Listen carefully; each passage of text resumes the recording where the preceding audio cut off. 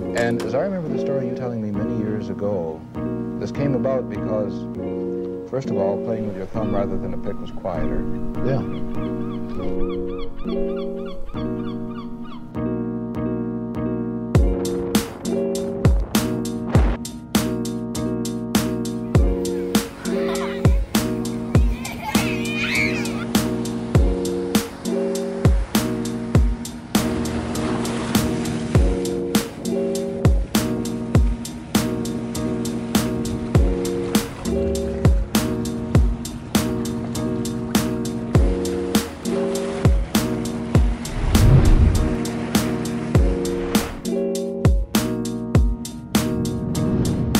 According to the laws of aerodynamics, of wing surface to body weight, that it's aerodynamically impossible for the bumblebee to fly.